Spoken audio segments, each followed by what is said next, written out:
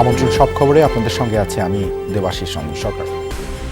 সিলেট পৌঁছে হযরত শাহজালাল এবং হযরত শাহপরান রহমতুল্লাহ আলাহির মাজার জিয়ারত করলেন বিএনপি চেয়ারম্যান তারেক রহমান।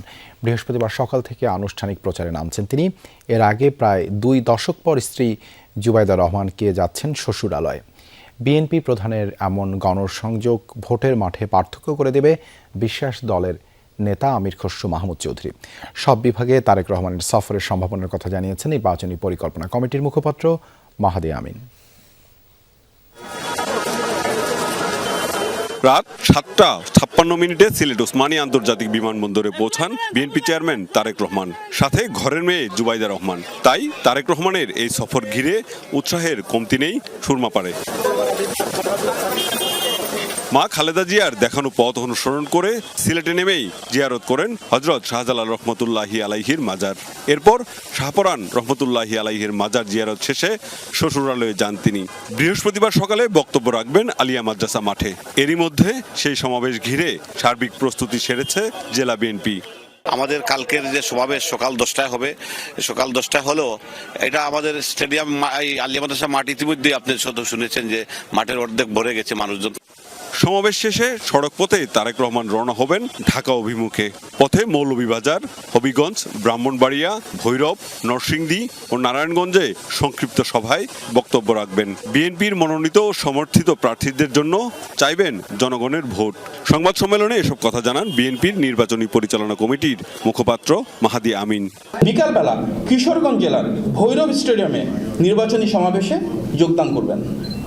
এরপর যাত্রাপথে তিনি নরসিংদী পৌর এলাকা সংলগ্ন নির্বাচনী সমাবেশ হয়ে নারায়ণগঞ্জ জেলার 2500 রূপগঞ্জ গাউছিয়া এলাকার সমাবেশে যোগদান করবেন এবং তারপর গভীর রাতে গুলশানস্থ নিজের বাসভবনে ফিরবেন ইনশাআল্লাহ। 1991 সাল থেকে ধানের শীষের প্রার্থীদের জন্য ভোটের আগে সারা দেশ চড়ে বেরিয়েছিলেন বিএনপির প্রয়াত চেয়ারপারসন খালেদা জিয়া। কিন্তু এবার নতুন নেতার নেতৃত্বে নির্বাচনের প্রচারে বিএনপি। ভোটের মাঠে কেমন প্রভাব ফেলতে পারে খালেদা জিয়ার উত্তরসূরির এই সফর? তারেক রহমান সাহেবের মতো জনপ্রিয় নেতা যখন জনগণের কাছে যাবে, এটা তো একটা প্রতিফলন, রিফ্লেকশন তো আমরা দেখতেই পাবো। উনি যেখানে যাবেন আমরা নিশ্চিত জনগণের একটা রেসপন্স, জনগণের ভালোবাসা, সেটা তো আগামী নির্বাচনের জন্য একটা শক্ত ভূমিকা রাখবে, ভালো ভূমিকা রাখবে।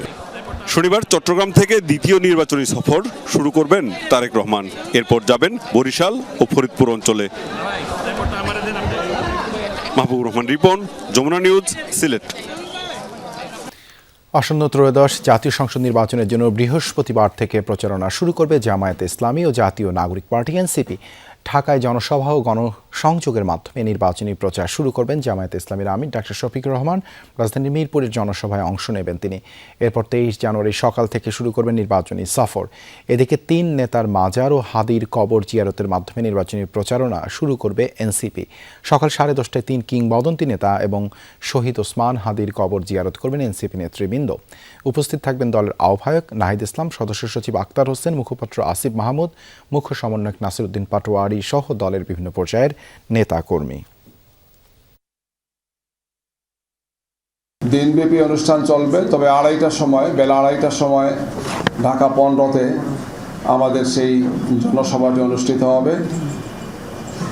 আগামীকালকে আমাদের মূল প্রোগ্রাম হচ্ছে এটি। এর সাথে আমাদের বাংলাদেশের বিভিন্ন জায়গাতে আমাদের যে সমস্ত প্রার্থীরা আছেন তারাও আনুষ্ঠানিকভাবে আগামীকালকে সব জায়গাতেই তাদের প্রচারণা, নির্বাচনী কার্যক্রম তারা আরম্ভ করবে। মার্কাটা কি? ধানের শীষ। মার্কাটা কি? দাড়িপাল্লা।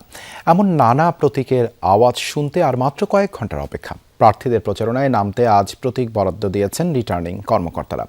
এই জন্য সারাদিন সারা দেশে কর্মব্যস্ত সময় কেটেছে কর্মকর্তা ও প্রার্থীদের। অবশ্য অনেকে নিজেদের প্রতিনিধি পাঠিয়ে প্রতীক সংগ্রহ করেছেন। দলীয় বা স্বতন্ত্র সব প্রার্থী ক্যামেরার সামনে পেয়ে বলেছেন ভোটাররা জয়ী করবেন তাদের। সকাল 9টাতেই রিটার্নিং অফিসারের কার্যালয়ে আসতে থাকেন প্রার্থীরা। যারা আগেই দলের মনোনয়ন পেয়েছেন তারা জানতেন নিজেদের প্রতীক। তবুও অনেকে সশরীরে এসে বুঝে নিয়েছেন প্রিয় প্রতীক, যেটি নিয়ে মাঠে ঘাটে যাবেন ভোটারদের কাছে। ঢাকা মহানগর ও জেলার মোট 20টি আসনে প্রতীক দেয়া হয় সেগুনবাগিচা বিভাগীয় কমিশনারের কার্যালয়, জেলা প্রশাসকের কার্যালয় এবং আগারগাঁও নির্বাচন কমিশন অফিসে। রাজনৈতিক দলগুলোর মধ্যে ঢাকা 17 আসনে বিএনপি চেয়ারম্যান তারেক রহমানের পক্ষে প্রতীক বুঝে নেন তার প্রতিনিধি অ্যাডভোকেট মনিরুল ইসলাম। অন্যদিকে ঢাকা 15 আসনে জামায়াত আমির ডাক্তার শফিকুর রহমানের প্রতীক নেন ইহসানুল মাহবুব জুবায়ের। ঢাকা 17 আসনের তরুণ সমাজ থেকে শুরু করে সকলে জনাব তারেক রহমানকে ভোট দেওয়ার জন্য মুখিয়ে আছেন। তো আমরা ঢাকা 15 আসনে আমাদের সম্মানিত আমিরে জামাত ডাক্তার শফিকুর রহমানের পক্ষে দাঁড়িপাল্লা প্রতীক নির্বাচন কমিশন বরাদ্দ দিয়েছেন, রিটার্নিং অফিসার আজকে দিয়েছেন, আমরা সেটা আজকে গ্রহণ করলাম। এনসিপি আহ্বায়ক নাহিদ ইসলামও প্রতিনিধির মাধ্যমে প্রতীক সংগ্রহ করেছেন সেগুনবাগিচা অফিস থেকে। দাঁড়িপাল্লা, সাতলাগড়ি সহ রিক্সা মার্কা সহ আমাদের 10 জনই জোটে যে প্রার্থীরা রয়েছেন তাদের ঠিকমতো করে মানুষ ভোট দিবে। রিটার্নিং অফিসারের কার্যালয়গুলো সরগরম থাকে দিনভর। প্রতীক পেয়ে উচ্ছ্বাস প্রকাশ করেন প্রার্থীরা, আশা জানান জয়ের। ঢাকার বিএনপি প্রার্থীরা মনে করেন জনপ্রিয়তার শীর্ষে তাদের দল, জোটসঙ্গীরাও আত্মবিশ্বাসী। জনরায়ের ভিত্তিতেই তারা আগামীতে বাংলাদেশ বিনির্মাণ করবে, এই আস্থা জনগণের পথে রাখে। আমরা মনে করছি না জনগণের আমাদের এই আস্থার অমর্যাদা করবে।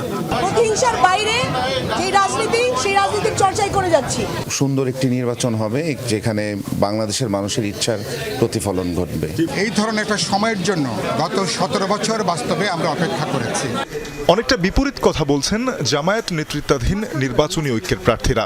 বিএনপির বিরুদ্ধে মাঠে পেশি শক্তির অভিযোগ তুলে কেউ কেউ উদ্বেগ জানান, প্রশ্ন তোলেন কমিশনের ভূমিকা নিয়ে।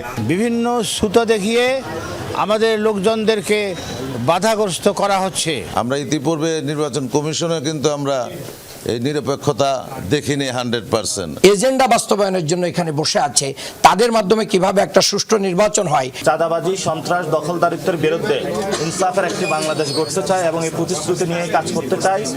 ঢাকা 9 আসনে ডাক্তার তাসলিম জারার মতো স্বতন্ত্র অন্য প্রার্থীরাও আসেন প্রতীকের জন্য। প্রতীক বুঝে নিয়েছেন জিএম কাদের নেতৃত্বে জাতীয় পার্টির লাঙ্গলের মনোনয়ন পাওয়া প্রার্থীরা। ভোটের মাঠ না ছাড়ার ঘোষণা দেন তারাও। ফুটবল মার্কাতে প্রতিদ্বন্দ্বিতা করছি আগামী জাতীয় সংসদ নির্বাচনে। স্বচ্ছতা এবং জবাবদিহিতার রাজনীতি, তার ভিত্তিতেই আমাদের ক্যাম্পেইন চলবে। জাতীয় পার্টিকে কেবল নির্বাচনে অংশগ্রহণ করার জন্য এই অপরাধে দোষর আখ্যা দিয়ে এক্সক্লুডেড করতে চাওয়া হয়েছে। কর্মকর্তারা বলেন ভোটে সর্বোচ্চ সহযোগিতা করবে আইন শৃঙ্খলা বাহিনী। প্রার্থীদের পরস্পর বিরোধী অভিযোগ থাকলেও আমলে নেওয়া হবে শুধু লিখিত অভিযোগ। নির্বাচন কমিশন এবং সরকার আইন শৃঙ্খলা রক্ষার বিষয়ে যেসব পদক্ষেপ গ্রহণ করেছেন সেই বিষয়ে তাদেরকে অবহিত করেছে। তারাও আমাদের সহযোগিতার আশ্বাস দিয়েছেন। আমরা আশা করি যে আইন শৃঙ্খলার বিষয়ে বড় ধরনের কোনো আশঙ্কা নেই। বৃহস্পতিবার পোস্টাল ব্যালটের বুথ স্থাপনের কথা জানান রিটার্নিং কর্মকর্তা। একই সঙ্গে শুরু হচ্ছে নির্বাচনী প্রচারের আয়োজন। তানজিম শাফিন, যমুনা নিউজ, ঢাকা। প্রতীক বরাদ্দ কার্যক্রমে দিনভর সরব ছিল সারা দেশের রিটার্নিং কর্মকর্তাদের কার্যালয়গুলো। সকাল থেকে প্রার্থীদের মধ্যে প্রতীক বরাদ্দ শুরু হয়। এর আগে প্রার্থী ও তাদের প্রতিনিধিদের আচরণবিধি মেনে চলাসহ বিভিন্ন বিধিনিষেধ সম্পর্কে সচেতন করে নির্বাচনী কর্মকর্তারা। তবে অনেক জায়গায় রাজনৈতিক দলগুলোর কিছু প্রার্থী প্রতীক বরাদ্দ নিতে এসে মিছিল করতে দেখা যায়। এরপর একে একে প্রার্থীদের প্রতীক বরাদ্দ দেওয়া হয়। দলীয় প্রার্থীরা নিজ নিজ দলের প্রতীক পান, আর স্বতন্ত্র প্রার্থীদের বরাদ্দ দেওয়া হয় তাদের আবেদনকৃত পছন্দের প্রতীক। এবারে নির্বাচনে 119টি প্রতীক থেকে বরাদ্দ পান প্রার্থীরা। উন্নয়নের প্রতিশ্রুতি দিয়ে সৌহার্দ্যপূর্ণ পরিবেশে প্রচারণার প্রতিশ্রুতি দেন তারা। 2001 সালে যেরকম নির্বাচনের পরিবেশ ছিল তার চেয়ে অনেক ভালো পরিবেশ, সবাই স্বতঃস্ফূর্তভাবে অংশগ্রহণ করছে। কেউ কেউ শত শত লোকের মধ্যে বাতি জ্বালিয়ে মিটিং করছে, বিরিয়ানি খাওয়াচ্ছে, তাদের প্রতীকের প্রচারণা করছে। সে ব্যাপারে কোনো মনিটরিং নাই, শোকজ নাই, তত্ত্বাবধান নাই। এই মার্কাটা আমার ভোটারদের মার্কা, এটা আমার মার্কা না। আমার এই হাত যদি কেউ চুরি করার চিন্তাও করে, আমি যথাযথ ব্যবস্থা নেব। তাদের স্থানীয় পর্যায়ে কিছু নেতা কর্মী নির্বাচনের পরে দেখে নিব ভোটটা যদি অন্য জায়গায় যায়। বাইরে আমি শুনেছি যে এরকম কিছু সমর্থক তারা মিছিল বা অন্য কিছু করে থাকতে পারে, তবে যদি এরকম কিছু ভঙ্গ হয় তাহলে আমরা সেটা ব্যবস্থা নেব। পোস্টাল ব্যালটে ভোটদান শুরু হয়েছে। আগামী 25 জানুয়ারির মধ্যে পোস্টাল ব্যালটে ভোটদান সম্পন্ন করে নিকটস্থ পোস্ট অফিসে পাঠানোর জন্য প্রবাসী বাংলাদেশি ভোটারদের প্রতি আহ্বান জানিয়েছে নির্বাচন কমিশন। জনসংযোগ শাখার পরিচালক রুহুল আমিন মল্লিকের দেয়া বিজ্ঞপ্তিতে এই তথ্য জানানো হয়। সেখানে জানানো হয়, প্রবাসী ভোটারদের প্রদত্ত ভোট যেন সংশ্লিষ্ট রিটার্নিং অফিসারের কাছে যথাসময়ে পৌঁছাতে পারে তা নিশ্চিত করতেই এই সময়সীমা। এদিকে নির্বাচনী প্রচারণায় পোস্টার হ্যান্ডবিল লাগানো যাবে না বলে জানিয়েছেন রিটার্নিং কর্মকর্তা মোহাম্মদ ইউনুজ আলী। বুধবার সকালে নির্বাচন কমিশনের প্রতিদ্বন্দ্বী প্রার্থীদের সাথে মতবিনিময় শেষে এ কথা বলেন তিনি।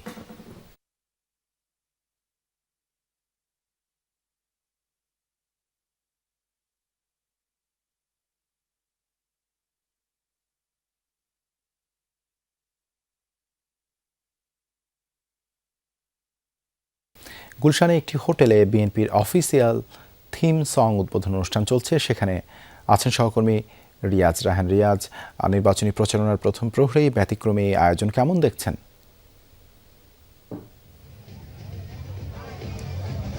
কিছুক্ষণ আগে আনুষ্ঠানিকভাবে সেটি উদ্বোধন করা হয়েছে, যেখানে নির্বাচন পরিচালনা কমিটির কো চেয়ারম্যান এবং দলের সিনিয়র যুব উদ্বোধন ঘোষণা করেছেন এবং দলের মুখ্য নির্বাচন পরিচালনা কমিটির মুখ্য সমন্বয়ক যিনি রয়েছেন সহ অন্যান্য নেতৃবৃন্দ ছিলেন। তারা যেটি এসেছেন এবং পাশাপাশি সাংস্কৃতিক সহ বিভিন্ন শ্রেণী পেশার মানুষ এখানে এসেছেন। এই যে আজকের যে আয়োজন, যেহেতু আজকে 12:01 থেকে অর্থাৎ আজকে মধ্যরাত থেকে নির্বাচনী প্রচারণা আনুষ্ঠানিকভাবে শুরু হয়েছে, সেই জন্য তারা ঠিক 12:01 এই থিম সংটির আনুষ্ঠানিক উদ্বোধন করেছেন। এর মাধ্যমে বিএনপির নির্বাচনে যে পরিচালনা নির্বাচন যে কার্যক্রম সেটি আনুষ্ঠানিকভাবে শুরু হলো, অর্থাৎ 2026-এর ত্রয়োদশ জাতীয় সংসদ নির্বাচনের আনুষ্ঠানিক প্রচারণা শুরু করেছে যা বাংলাদেশ জাতীয়তাবাদী দল বিএনপি। এবং নেতারা যেটি বলছেন মূলত যে গেল প্রায় 1.5 দশক ধরে মানুষের নির্বাচনে বা ভোটাধিকার যেভাবে কেড়ে নেওয়া হয়েছিল সেটি আবার ফিরে আসবে এবং গণতন্ত্র পুনরুদ্ধারে তাদের যে যাত্রা, সেই যাত্রায় এই যে থিম সং, সেই থিম সং একটি টনিকের কাজ করবে, অর্থাৎ এই থিম সং মানুষকে উদ্বুদ্ধকরণের বড় ধরনের ভূমিকা পালন করবে এবং এর মাধ্যমে সারা দেশে মানুষ যে আরও জাগরিত হবে বা উজ্জীবিত হবে, নির্বাচনমুখী হবে, তারা ভোট কেন্দ্রে যাবে এবং তাদের যে পছন্দের প্রার্থী সেখানে তারা ভোট প্রদান করবে। এবং নেতারা বলছেন যে এই যে সাবেক রাষ্ট্রপতি জিয়াউর রহমানের যে 19 দফা এবং বিএনপি প্রয়াত চেয়ারপারসন বেগম খালেদা জিয়ার যে ভিশন 2030 সেটি মূলত আগামী যে বিএনপির ইশতেহার, সেই ইশতেহারের মূল ভিত্তি হবে এবং সেই অনুযায়ী আগামী দিনে যদি তারা বিএনপি ক্ষমতায় আসতে পারেন তাহলে তারা বলছেন সেই অনুযায়ী দেশ পরিচালিত হবে এবং সবার অংশগ্রহণে যেমন একটি সুষ্ঠু অবাধ এবং শান্তিপূর্ণ নির্বাচন তারা চান, পাশাপাশি যদি তারা বিজয়ী হতে পারেন সেক্ষেত্রে সবাইকে নিয়ে দেশ গড়ার কাজে তারা মনোনিবেশ করতে চান এবং সবাইকে নিয়ে সরকার পরিচালনা করতে চান। ধন্যবাদ রিয়াজ যুক্ত হবার জন্য। কোনো প্রার্থী নির্বাচন কলঙ্কিত করার চেষ্টা করলে তার প্রার্থিতা বাতিলের মানসিক প্রস্তুতি রয়েছে কমিশনের, এমনটি জানিয়েছেন নির্বাচন কমিশনার আনোয়ারুল ইসলাম সরকার। নিজ কার্যালয়ে জানান, সামাজিক মাধ্যমে নির্বাচন সংক্রান্ত অপতথ্য ছড়ানো হলে তা প্রতিহত করবে ইসি। বিদেশ থেকেও কোনো বাংলাদেশি নাগরিক অপতথ্য ছড়ালে তার এনআইডি ব্লক সহ দৃষ্টান্তমূলক শাস্তি নিশ্চিত করা হবে বলেও হুঁশিয়ারি দেন তিনি। এদিকে নির্বাচনী প্রশিক্ষণ ইনস্টিটিউটে এক মতবিনিময় সভায় কথা বলেন আইনশৃঙ্খলা বাহিনীর সদস্যরা। প্রার্থীদের আচরণবিধি মানার ক্ষেত্রে জোর দেন তারাও। ঢাকা 13 ও ঢাকা 15 আসনে প্রার্থীদের প্রতীক বরাদ্দ দেওয়া উপলক্ষে নির্বাচনী প্রশিক্ষণ ইনস্টিটিউটে আয়োজন করা হয় মতবিনিময় সভার। অংশ নেন প্রার্থী, নির্বাচন কর্মকর্তা সহ আইনশৃঙ্খলা বাহিনীর সদস্যরা। পুলিশের পক্ষ থেকে জানানো হয়, সভা ও পথসভার মতো আয়োজনের জন্য প্রার্থীকে আগে আবেদন করতে হবে, সেই আবেদন অনুযায়ী মিলবে অনুমতি। এ সময় সেনা সদস্যরা প্রার্থীদের ভোটের প্রচারে সহনশীল হওয়ার আহ্বান জানান। বিশৃঙ্খলা সৃষ্টি করার চেষ্টা করেন, ঢাকা 13 আসনে ইনশাল্লাহ আমরা কোনো ধরনের ছাড় দেব না, অতীতেও আমি ব্যক্তিগতভাবে দেই নাই। এবং আপনারা মিছিল নিয়ে যাবেন, পাশ দিয়ে যাওয়ার সময় একজন মিছিলে কটূক্তি করেন, এটা নিয়ে কিন্তু আইনশৃঙ্খলা পরিস্থিতি অবনতি হয়। সভা, পথসভা যে কোনো কিছু করবেন সেটার জন্য আপনারা আবেদন আমাদের যদি ডিসি মিরপুর স্যারের অফিসে আপনারা করবেন। আমরা এখানে একটা রেজিস্টার অলরেডি খুলেছি। মব সৃষ্টির মাধ্যমে বিশৃঙ্খলা সৃষ্টি করেন তাহলে আমাদের বাধ্য হতে হবে ওখানে গিয়ে সেখান থেকে লোকজনকে সরিয়ে দেয়া। শুধুমাত্র নিরাপত্তা বাহিনী কিংবা নির্বাচন কমিশনের কর্মকর্তাদের দায়িত্ব না, আমরা যারা প্রার্থী আছি, আমরাই জনগণের প্রতিনিধি হিসেবে প্রার্থী হিসেবে দাঁড়িয়েছি, আমাদেরও কিছু দায়িত্ব বর্তায়। আমরা যদি নির্বাচনী বিধিমালা মেনে চলি, আমরা আশা করি জনগণের যে প্রত্যাশা রয়েছে সেই প্রত্যাশা আমরা পূরণ করতে সক্ষম হব। এদিকে নির্বাচন কমিশনে নিজ কার্যালয়ে কথা বলেন কমিশনার আনোয়ারুল ইসলাম সরকার। প্রার্থীদের উচ্ছ্বাসী উৎসবমুখর নির্বাচনের আগাম বার্তা দিচ্ছে বলে মন্তব্য করেন তিনি। নির্বাচন কমিশন খুব শক্তভাবে আচরণবিধি প্রতিপালনের বিষয়টি নিশ্চিত করবে ইনশাল্লাহ। পাশাপাশি আমার নির্বাচন কলঙ্কিত হবে, সে একজন প্রার্থী হিসাবে প্রার্থীর অযোগ্যতার পরিচয় দিবে। যদি তাকে প্রার্থী হিসাবে অযোগ্য ঘোষণার মতো হয়, নির্বাচন কমিশন সেটি করার জন্য মানসিক প্রস্তুতি নিয়ে রেখেছে। প্রচলিত আইনের পরিপন্থী কাজ করে পার পেয়ে যাওয়ার সুযোগ দেওয়া হবে না। তিনি বলেন, সর্বোচ্চ সংখ্যক ভোটার পছন্দসই প্রার্থীকে ভোট দিয়ে নির্বাচনে ভোটদানের হার বাড়ালেই কমিশন সন্তুষ্ট। ফেক নিউজ আসবে, এআই জেনারেট করে অনেক অদ্ভুত অদ্ভুত জিনিস ইতিমধ্যে আসতেছে। 50% ইসে কার মাধ্যমে হচ্ছে এটা আইডেন্টিফাই করা যাচ্ছে না বা যায় না, এবং অনেকেই বাইরে থেকে করে থাকে। তা আমরা যদি ধরতে পারি, সে যদি বাংলাদেশের নাগরিক হয় এবং এটা যদি আমাদের হাতে পড়ে, তার এনআইডি ব্লক করে দিব এবং তাকে আইনের আওতায় এনে দৃষ্টান্তমূলক শাস্তির ব্যবস্থা করব। আচরণবিধির অঙ্গীকারনামা প্রার্থী ও রাজনৈতিক দলগুলো ভঙ্গ করবে না, এমনটাই আশা কমিশনের। তানফির মৌসুম, যমুনা নিউজ, ঢাকা। প্রধান উপদেষ্টা ডক্টর মোহাম্মদ ইউনূসের কাছে রিপোর্ট হস্তান্তর করেছে বেতন কমিশন। সরকারি চাকরির 20টি গ্রেডে দেয়া হয়েছে বেতন বাড়ানোর প্রস্তাব। সর্বনিম্ন 20তম গ্রেডের মূল বেতন প্রস্তাব করা হয়েছে 20,000 টাকা, আর সর্বোচ্চ সচিব পর্যায়ে অর্থাৎ প্রথম গ্রেডের মূল বেতন হবে 1,60,000 টাকা। এটি কার্যকর হলে বর্তমান সময়ের চেয়ে বেতন বৃদ্ধি পাবে 100 থেকে 147%। তবে কার্যকর করা নিয়ে আছে দ্বিধাদ্বন্দ্ব। চলতি অর্থবছরের বাজেটে বেতন ভাতা খাতে বরাদ্দ ছিল 80,000 কোটি টাকা। সংশোধিত বাজেটে এতে যোগ হয়েছে আরও 22,000 কোটি টাকা। তবে প্রস্তাবিত পে কমিশনের সুপারিশ কার্যকর করতে দরকার 1 লাখ কোটি টাকার বেশি। গুম ও নির্যাতনের মামলায় শেখ হাসিনা সহ 17 জনের বিরুদ্ধে ট্রাইব্যুনালে সাক্ষ্য দিলেন গুমের ভুক্তভোগী ব্যারিস্টার মীর আহমেদ বিন কাশেম আরমান। টিএফআই সেলে 8 বছর বন্দী থাকা অবস্থায় হওয়া নির্যাতনের বর্ণনা তুলে ধরেন ট্রাইব্যুনালে। এদিকে জুলাই আন্দোলনে ইন্টারনেট বন্ধ করে হত্যাযজ্ঞের মামলায় সজীব ওয়াজেদ জয় ও পলকের বিরুদ্ধে অভিযোগ গঠন করে বিচার শুরু হয়েছে।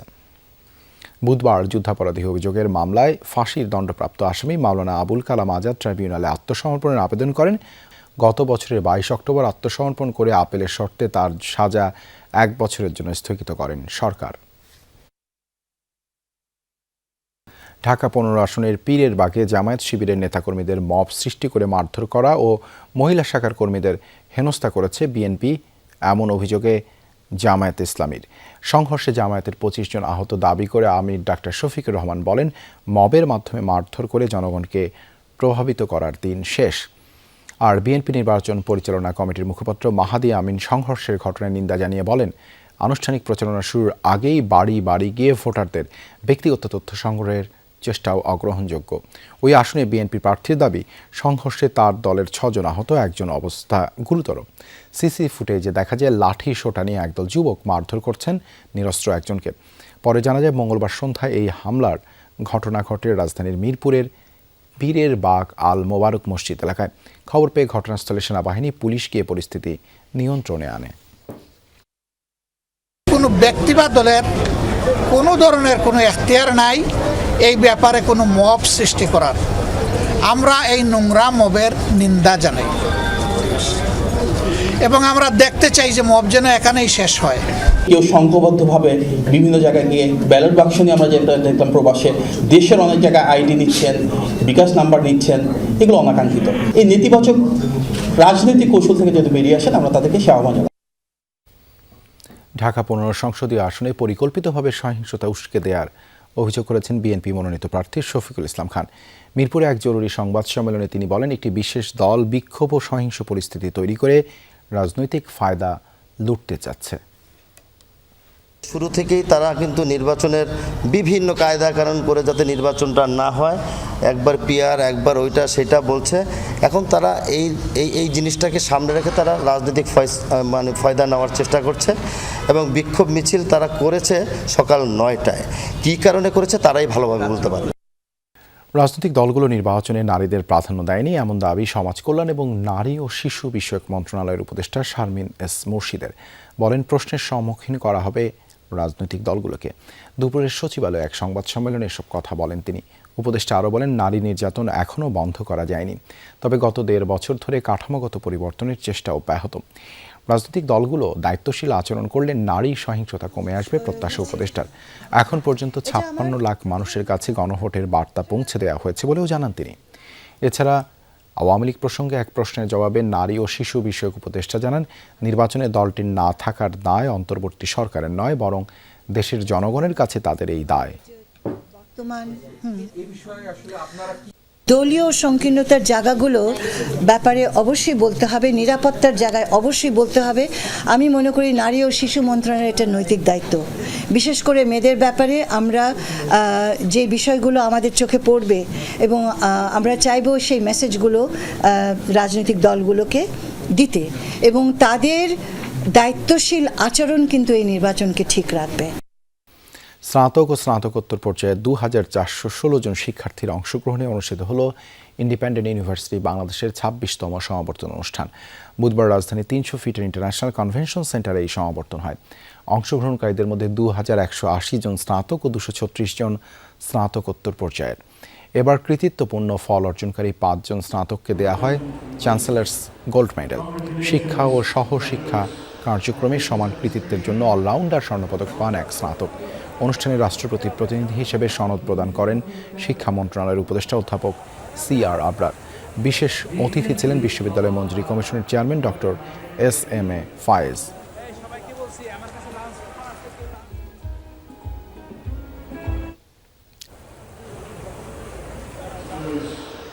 এই ছিল সব খবরের আজকের আয়োজনে। এতক্ষণ সাথে থাকার জন্য ধন্যবাদ সবাইকে।